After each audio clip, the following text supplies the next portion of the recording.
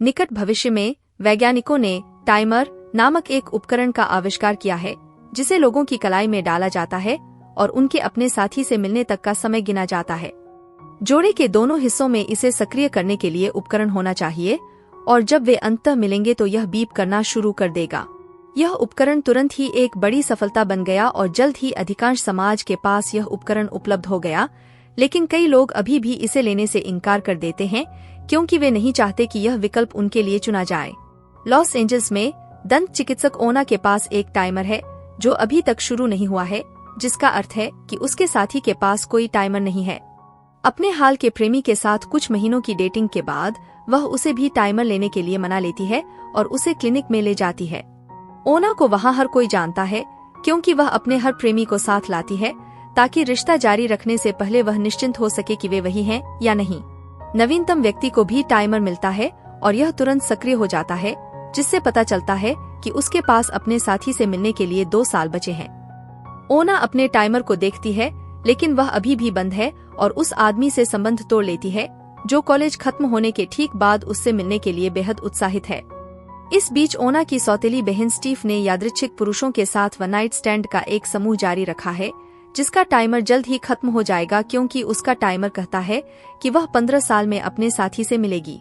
वह अक्सर ओना से कहती है कि उसे भी तब तक जीवन का आनंद लेना चाहिए जब तक कि उसके साथी से मिलने का समय न आ जाए, लेकिन ओना बिना किसी गारंटी के किसी के साथ रहने से इनकार कर देती है। एक दिन ओना एक किराने की दुकान पर थी जब कैशियर मिकी उसके साथ छेड़खानी करने की कोशिश करता था।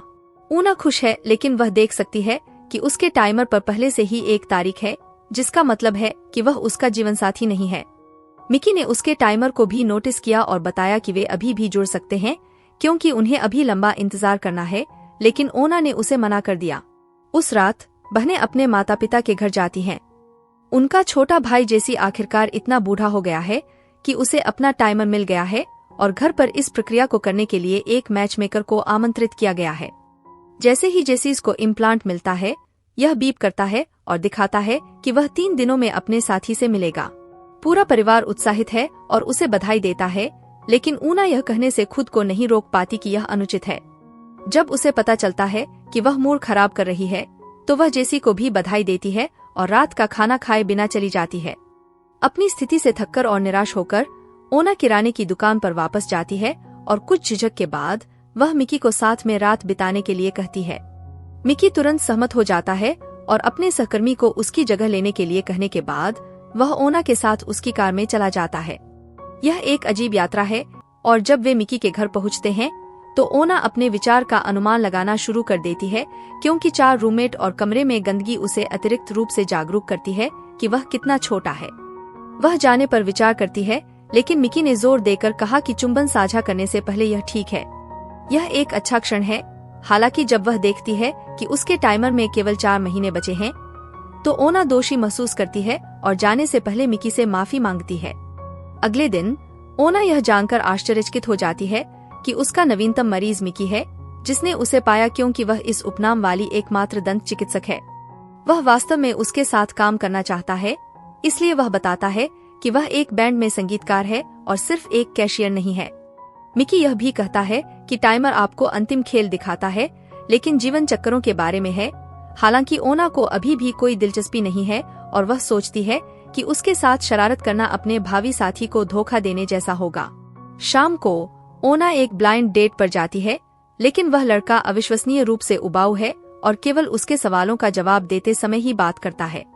ओना ने तारीख कम करने का फैसला किया और उस क्लब में चली गई जहां स्टीव बारटेंडर के रूप में काम करती है। उसे आश्चर्य हुआ, मिकी का बैंड वहां बज रहा है और उसे प्रदर्शन करते देखकर ओना में कुछ जाग उठा। वे अंततः आंख मिलाने लगते हैं और इतना तनाव पैदा कर देते हैं कि कार्यक्रम समाप्त होने के बाद ओना अंततः गंदा काम करने के लिए मिकी के घर जाती है। जब वे शुरू करने वाले होते हैं तो वे सुनते हैं कि मिकी के रूममेट आ रहे हैं और बहुत शोर कर रहे हैं। इसलिए मिकी बाहर जाती है और उन्हें चुप रहने के लिए कहती है और समझाती है कि ओना कितनी अद्भुत है और यह जीवन में एक बार मिलने वाला मौका है। ओना यह सब सुनती है और बेहद प्रसन्न होती है। बाद में मिकी उनके शोर को छुपाने के लिए कुछ संगीत लगाता है और उसके साथ काम करने लगता है। अगले दिन स्टीव एक रिसेप्शनिस्ट के रूप में अपनी दैनिक नौकरी पर थी तभी डैन नाम का एक आदमी आता है। उसे वह बहुत सुंदर लगता है और वह उसके साथ फ्लर्ट करना शुरू कर देती है, लेकिन जब उसे पता चलता है कि उसके पास टाइमर नहीं है तो वह तुरंत उसे छोड़ देती है। बाद में घर पर स्टीव को पता चलता है कि ओना ने आखिरकार प्रेम संबंध बना लिया है और वह उसे बधाई देती है, लेकिन साथ ही उसे मिकी से दोबारा न मिलने की सलाह भी देती है क्योंकि इसका अंत अच्छा नहीं होगा। कुछ समय बाद ओना के माता पिता बहुत उत्साहित हैं क्योंकि आज वह दिन है जब जेसी का टाइमर 0 पर पहुंच गया है, जिसका अर्थ है कि उसे अपने साथी से मिलना चाहिए। हालांकि वह अपना पूरा दिन बिना किसी प्रतिक्रिया के सामान्य रूप से स्कूल में बिताता है। जब जेसी घर लौटती है तो सफाई करने वाली महिला लूज उन्हें अपने पति और अपनी बेटी सोलेदाद से मिलवाती है, जिनका टाइमर अचानक 0 पर पहुंच जाता है। जेसी के साथ भी ऐसा ही है, जिसका अर्थ है कि वे आत्मिक साथी हैं। जबकि किशोर अजीब तरह से एक दूसरे को घूरते हैं। जेसी की मां बहुत उत्साहित हो जाती है और हर तरह की योजना बनाना शुरू करना चाहती है, लेकिन लूज असहज महसूस करती है और तुरंत अपने परिवार के साथ चली जाती है। शाम को ऊना अपने कार्यालय से निकल रही होती है जब वह अचानक पीछे से चौंक जाती है और हमलावर पर हमला कर देती है। यह मिकी निकला, जो जोर देकर कहता है कि वह उसके साथ अधिक समय बिताना चाहता है और वह उसे अपने घर ले जाने के लिए सहमत हो जाती है। एक साथ एक और शानदार रात बिताने के बाद ओना इस बात से इनकार नहीं कर सकती कि वह मिकी को कितना पसंद करती है और वे बेडरूम के बाहर एक साथ बहुत समय बिताना शुरू कर देते हैं। ओना मिकी के रूममेट से भी दोस्ती कर लेती है, उसे वह अपनी अपेक्षा से अधिक मजेदार लगती है। एक दिन ओने ने मिकी को बताया कि उसके पिता एक संगीत निर्माता हैं, लेकिन तलाक के बाद से उसने उन्हें नहीं देखा है। मिकी को एहसास होता है कि वह उद्योग में एक बहुत ही महत्वपूर्ण व्यक्ति की बेटी है और कहती है कि इससे उनकी ताली और भी अद्भुत हो जाती है। इस बीच स्टीव का बॉस फोन का जवाब न देने के लिए उस पर चिल्लाता है, लेकिन सौभाग्य से डैन आता है और छुपाने के लिए एक कहानी बनाता है। बॉस के जाने के बाद डैन स्टीव में स्पष्ट रुचि दिखाता है, जो उसे वापस पसंद नहीं करता है। हालांकि वह सोचती है कि वह ऊना के लिए अच्छा हो सकता है, इसलिए वह उसे शाम को बार में उससे मिलने के लिए कहती है। बाद में स्टीव ने ओना को भी आमंत्रित किया, यह बताते हुए कि वह हाल ही में बहुत अधिक बाहर नहीं गई है। ओना को बुरा लगता है, लेकिन फिर भी वह उसे मिकी के बारे में नहीं बताती क्योंकि वह जानती है कि स्टीव उसे इसके लिए दोषी ठहराएगा। उस रात ओना ने मिकी के साथ घूमना चुना, इसलिए डैन ने स्टीव के साथ बातचीत करना समाप्त कर दिया। वे जल्दी ही एक दूसरे से मिल गए और अधिकतर रातें एक साथ बिताईं और अपने जीवन के बारे में और बातें साझा कीं। डैन बताते हैं कि उनकी पत्नी की 3 साल पहले मृत्यु हो गई थी और उनका मानना है कि वह एक थी, इसलिए उन्हें टाइमर प्राप्त करने में कोई दिलचस्पी नहीं है। रात के अंत तक स्टीव को एहसास हुआ कि वह उस लड़के पर क्रश हो रही है। जब स्टीव घर लौटती है तब भी वह उसे खड़ा करने के लिए ओना पर क्रोधित होती है। उस क्षण वह मिकी को ओना के कमरे में देखती है और महसूस करती है कि वे गुप्त रूप से डेटिंग कर रहे हैं। मिकी के टाइमर और इस तथ्य के बारे में तुरंत बहस शुरू हो जाती है कि उसका एक साथी जल्द ही आएगा, इसलिए मिकी उन्हें बीच में रोकता है और बताता है कि उसका टाइमर नकली है।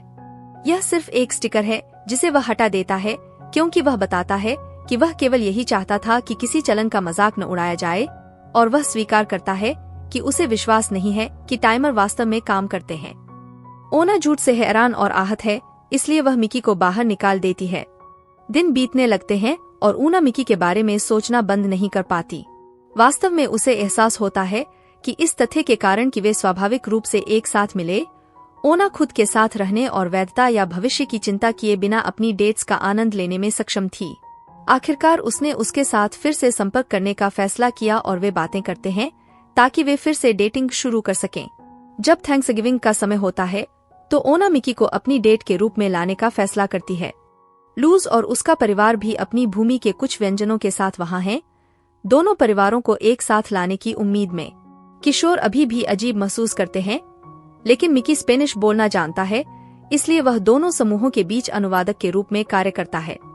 ऊना के माता पिता के पास मिकी के लिए बहुत सारे सवाल हैं, लेकिन ऊना उन्हें जवाब देती है, उसे बोलने नहीं देती क्योंकि उसे चिंता है कि वह जो कुछ भी कहेगा उसका इस्तेमाल उन्हें आंकने के लिए किया जाएगा।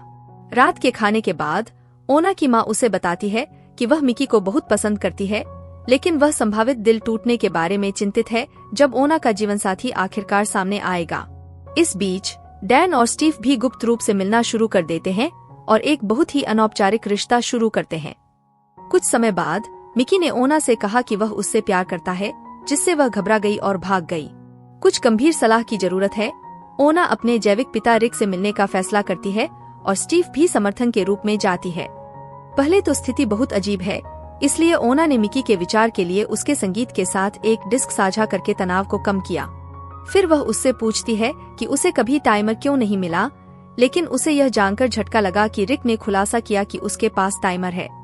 इसका मतलब यह है कि उसकी माँ ने झूठ बोला था जब उसने दावा किया था कि उन्हें तलाक मिल गया है, क्योंकि रिक को टाइमर नहीं मिलेगा। रिक के पास अपने जीवनसाथी से मिलने में अभी भी कुछ समय बाकी है, लेकिन वह जीवन और वास्तविक भावनाओं का आनंद लेना पसंद करेगा। जब बहनें जाने वाली होती हैं, तो उन्हें पता चलता है कि रिक की बहुत छोटी प्रेमिका ने अपना टाइमर हटा दिया है, क्योंकि वह रिक से प्यार करती है और टाइमर जो कुछ भी कहता है उसकी तुलना में उसकी भावनाएं अधिक वास्तविक हैं। इससे प्रेरित होकर बहनें अपना टाइमर हटवाने के लिए क्लिनिक में जाती हैं, ताकि वे अपने दिन अधिक सहजता से जी सकें। कर्मचारी उन्हें चेतावनी देते हैं कि यदि उपकरण एक बार हटा दिया गया तो वे इसे दोबारा नहीं लगा सकते, इसलिए यह उसे ढूंढने का आखिरी मौका है। स्टीव को कोई परवाह नहीं है और राहत महसूस करते हुए तुरंत उसे हटा देती है। हालांकि जब ऊना की बारी आती है तो वह झिझकती है और उसी क्षण उसका टाइमर यह संकेत देने के लिए बीप करना शुरू कर देता है कि उसके साथी को आखिरकार उसका अपना साथी मिल गया। बैठक के लिए केवल 5 घंटे बचे हैं और ओना ने यह दावा करते हुए अपना टाइमर चालू रखने का फैसला किया कि यह सिर्फ जिज्ञासा है, लेकिन स्टीव उस पर क्रोधित हो जाती है और ठगा हुआ महसूस करती है। बाद में बहनें अपना साझा जन्मदिन मनाने के लिए अपने माता पिता के घर जाती हैं। जब उनके माता पिता आपस में घुल मिल जाते हैं, जेसी सोलेदाद के पास जाती है और बताती है कि उसने उसके लिए कुछ स्पेनिश भाषा सीखी है। अपने परिवार के दबाव के बिना किशोर अंततः अपनी शर्तों पर बंधने में कामयाब हो जाते हैं। मिकी को भी आमंत्रित किया गया है और वह लूज और ओना की मां के बीच अनुवादक के रूप में काम करता है, जो बॉस और कर्मचारी के रूप में अपने रिश्ते को बनाए रखने का फैसला करती है और किशोरों को निजी तौर पर काम करने देती है। इस बीच स्टीव डैन के साथ खुशी खुशी घूम रही है, जिसे भी आमंत्रित किया गया था। उसी समय ऊना उससे टकराती है और उनका टाइमर बंद हो जाता है, जो दर्शाता है कि वे आत्मिक साथी हैं। स्टीव तुरंत परेशान हो जाती है और रसोई की ओर भागती है, जबकि परेशान मिकी पार्टी छोड़ देता है। डैन स्टीव के पीछे जाता है और उसे सांत्वना देने की कोशिश करता है, लेकिन ओना उसे रोक देती है। एक और बहस शुरू हो जाती है, क्योंकि स्टीव को लगता है कि वह अपने साथ हुई सबसे अच्छी चीज खो रही है और ओना पर हमेशा उससे चीजें छीनने का आरोप लगाती है। हालांकि ओना का कहना है कि स्टीव उसकी सबसे अच्छी दोस्त है और उसके जीवन में कुछ भी खोने लायक नहीं है, यहाँ तक कि उसका जीवन साथी भी नहीं। फिर ओना चली जाती है और डैन स्टीव को बताता है कि उसे केवल उसके लिए टाइमर मिला है। उसे ओना की परवाह नहीं है, उसे स्टीव पसंद है। अगले दिन ओना मिकी से मिलने जाती है और बताती है कि उसने अपना टाइमर हटा दिया है, क्योंकि वह उसके साथ रहना चाहती है। मिकी इस भाव से प्रभावित हो जाता है, लेकिन उसे यह कहते हुए मना कर देता है कि वह बता सकता है कि वह उससे प्यार नहीं करती है और वह बस कुछ हद तक सुरक्षित है। तबाह होकर ऊना निकल जाती है और स्टीव से मिलने जाती है। हार्दिक बातचीत के बाद आखिरकार बहनों में सुलह हो गई। कुछ समय बाद ओना दौड़ने के लिए बाहर जाती है और डैन से टकरा जाती है, इसलिए उनके बीच बहुत अजीब बातचीत होती है। वे बता सकते हैं कि उनमें कुछ चीजें समान हैं, लेकिन अब बहुत देर हो चुकी है और वे अपने अपने रास्ते अलग हो गए हैं।